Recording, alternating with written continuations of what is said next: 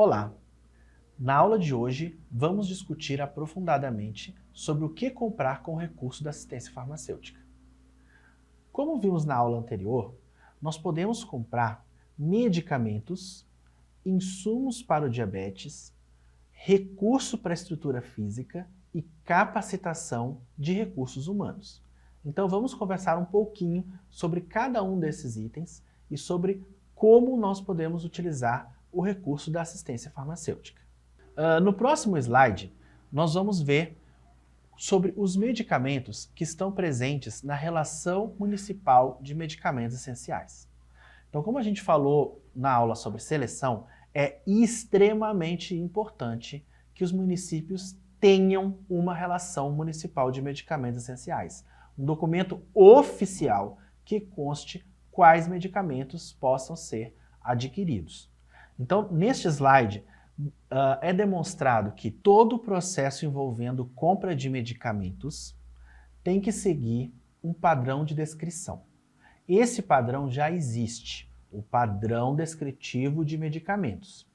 Neste link, vocês vão ter acesso ao padrão descritivo de medicamentos para colocar na minha lista de aquisição, no meu termo de referência, qual é a especificação de cada medicamento que eu vou comprar. Então, a especificação de medicamentos, eu não preciso ter uma preocupação grande. Eu vou lá na lista do padrão descritivo, copio como está ali e colo no meu termo de referência para fazer a compra. Né? Somente com insumos que eu preciso de uma descrição um pouco mais detalhada. Outra questão importante, como a gente falou na aula de seleção. Os medicamentos que estão constantes na Relação Nacional de Medicamentos Essenciais, eles são financiados pela Portaria 1555 de 2013 e as suas atualizações. Então, o que isso significa? Quanto mais semelhante a minha lista, a minha REMUME é com a RENAME, eu posso utilizar o recurso dessa Portaria 1555 para comprar esses medicamentos. Se eu tenho um medicamento que não está na RENAME, eu não posso usar esse recurso. Eu tenho que usar recurso próprio. E além disso, a Portaria 1555 e as suas atualizações, ela também coloca para nós que a insulina e medicamentos para a saúde da mulher tem a compra centralizada pelo governo federal. Então esses medicamentos, cada estado tem a sua política de distribuição desses medicamentos para o município, né? Então, no próximo slide, a gente tem uma questão importante para falar sobre a aquisição de medicamentos, que é a aquisição de produtos por via judicial. Então, a judicialização, ela é um assunto muito importante, né? E nós já conversamos no primeiro módulo, que é muitas vezes pode estar acontecendo de maneira adequada, ou seja, o paciente realmente precisa do medicamento, não existe recurso terapêutico, mas na maioria das vezes não tem uma análise técnica concreta. Então, cada estado organiza o fluxo de aquisição e responsabilização de medicamentos do município por via judicial. No caso do Rio Grande do Sul, nós temos uma resolução que diz que se o medicamento judicializado ele pertence à RENAME, ou seja, ao componente básico da RENAME, anexo 1, a responsabilidade de aquisição é 100% do município.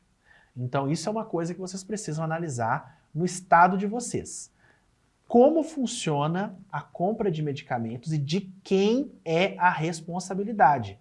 Né? Muitas vezes o juiz ele determina uma responsabilidade, mas outras vezes, como no caso do Rio Grande do Sul, já existe uma resolução determinando quem vai responder pelo quê. Isso é muito importante no momento de eu definir o meu processo de compra de medicamentos. Né? Outro documento que eu acho essencial para vocês se aprofundarem sobre a compra de medicamentos para judicialização é a tríade dos repetitivos da saúde. O que é a tríade dos repetitivos da saúde? São 3 resoluções, uma do STJ, do Supremo Tribunal de Justiça, 2 do STF, do Supremo Tribunal Federal, que regulamenta o processo de aquisição de medicamentos sob demanda judicial. Então, a gente não vai entrar a fundo aqui, mas é um tema muito importante, principalmente em municípios onde o gasto com judicialização ou empata ou ultrapassa o gasto com medicamentos da atenção básica. Então, é muito importante que você leia com calma esse documento que eu vou colocar aqui para vocês disponível, para vocês entenderem qual é a resolução do maior órgão de justiça do Brasil, que é o STF, e o segundo maior, que é o STJ, para poder começar uma negociação para regulamentar o processo de judicialização e a compra desses medicamentos especificamente. Lembrando que nenhum desses pode ser comprado com recurso da portaria 1555 e as suas atualizações. Próximo slide, nós vamos ver sobre estrutura física e capacitações. Então, ou seja, desse recurso da portaria 1555, nós podemos destinar até 15% para adequação do espaço físico, compra de mobiliário e capacitação de recursos humanos. Não confundir esse recurso com o recurso do Qualifar SUS, que também é uma outra forma de financiamento da estruturação da assistência farmacêutica. Ou seja, se eu consigo gerenciar corretamente o meu recurso, eu posso investi-lo em capacitação de recursos humanos e também na estruturação do mobiliário, limitado a 15% do recurso federal. No próximo slide, nós vamos ver a questão sobre de quem comprar. Então, ou seja, o gasto com assistência farmacêutica, ele tem que ser um gasto responsável. Como nós vimos, a aquisição tem várias etapas, a etapa jurídica, administrativa e técnica, elas têm que ser corretamente cumpridas. E isso envolve a qualificação do fornecedor. Então, na Lei 8666, nos artigos 27 a 33, nós temos quais são os critérios de habilitação do fornecedor para ele poder vender para a administração pública. E esses critérios foram atualizados pela Lei 14.133 de 2021. Né? Então, além dos critérios, existe também a necessidade de construção de cadastro de fornecedores, a etapa de pré-qualificação, manifestação de interesse e o credenciamento dos fornecedores. Como a gente viu na aula passada, a vantajosidade está diretamente relacionada à qualidade dos fornecedores, à capacidade deles de cumprir o acordo, porque às vezes não é vantajoso comprar o produto mais barato de um fornecedor que não entrega. Então, é importante essas etapas estarem bem definidas para nós podermos qualificar os fornecedores, selecionar quais a gente vai trabalhar, sempre com a fundamentação jurídica ok, né?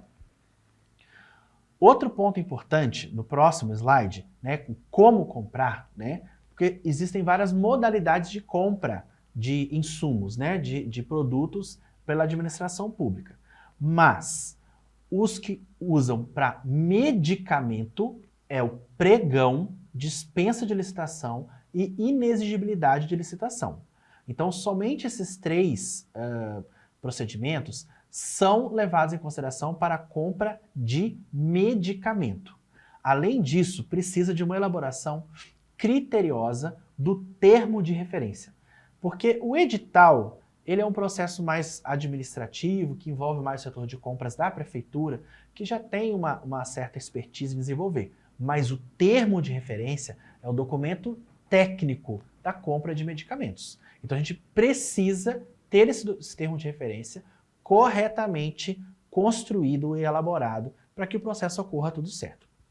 Outra coisa importante é o estabelecimento de registro de preços. Ou seja, qual é o preço máximo que eu, como comprador, vou comprar esse produto? Né? Será que o meu pregão chegou num preço que está adequado para a compra de produtos? Então nós temos aí duas bases para pensar o preço, que é a lista da CMED e o Banco de Preços em Saúde. No próximo slide, nós vamos falar um pouco então sobre a CMED, que é a Câmara de Medicamentos. Então, essa Câmara é um órgão interministerial que tem como principal responsabilidade regular o mercado de medicamentos no país. A gente já falou isso em aulas anteriores, nos anos 90, os preços não eram tabelados. E isso existia muitas questões sérias sobre falta de acesso a medicamentos por causa do preço. Então, decidiu-se criar essa Câmara para regulamentar o quanto que cada medicamento pode ser comercializado no Brasil. Não só o preço para o consumidor, o preço do fornecedor, preço para compra de administração pública. Então ele é um limite de preço de compra. Ele não é uma referência para a compra, ele é o limite de preço de compra. Isso é muito importante porque tem muitos processos de compra que estabelecem a CMED como teto, e ela não pode ser estabelecida como teto. Ela é o limite máximo que o medicamento pode ser vendido. Como nós estamos comprando para a administração pública e sempre vai ser compra em volume, a gente vai conseguir obter preços menores do que a CMED. A CMED ela serve talvez para evitar algum crime, porque venda acima do preço da CMED é um crime que o fornecedor está cometendo. Então nós temos esse preço de fábrica, né, que é o preço máximo que pode ser vendido, e o coeficiente de adequação de preços. Então, alguns medicamentos comprados pela administração pública e todos os medicamentos de origem judicial precisam ter um desconto mínimo obrigatório, tá? Então isso é importante. Então, ou seja, aquele preço que está na CMED, ele precisa ainda de um ajuste por esse coeficiente de adequação de preços. Então, o preço limite que a administração pública pode comprar determinado medicamento é justamente o preço máximo de venda do governo, que é o preço de fábrica aplicado o coeficiente de adequação de preços. Então, muitas vezes, a gente consegue menos do que isso. Então, tem que pensar na CMED não como comparador de preço, mas sim como limite máximo, o preço de venda ao governo. No próximo slide, nós vamos falar um pouquinho sobre o Banco de Preços em Saúde. Então, o Banco de Preços em Saúde, né, mais conhecido como BPS, né, ele é um instrumento que cadastra todos os processos de compra realizado dentro do Sistema Único de Saúde. Desde o medicamento até o raio-x, o tomógrafo.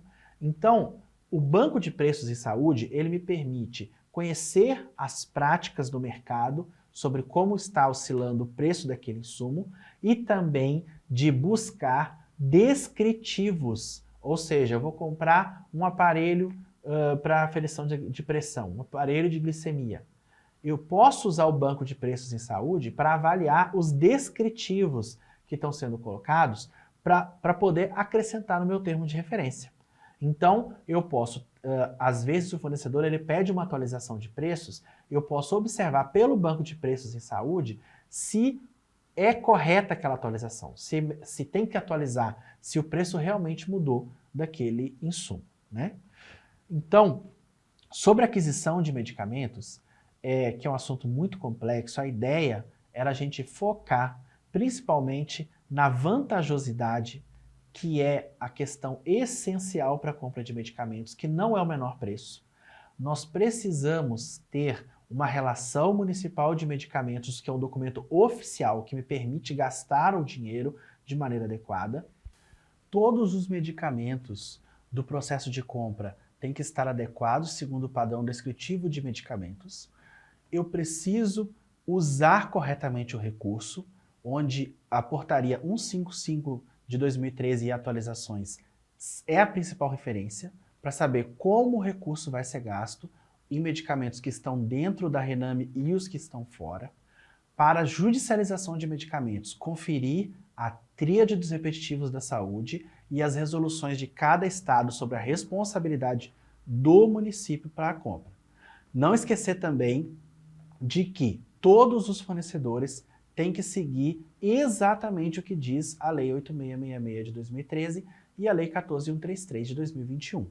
Esses são os principais recados que eu queria deixar para você e vamos continuar nosso estudo da assistência farmacêutica. Até mais!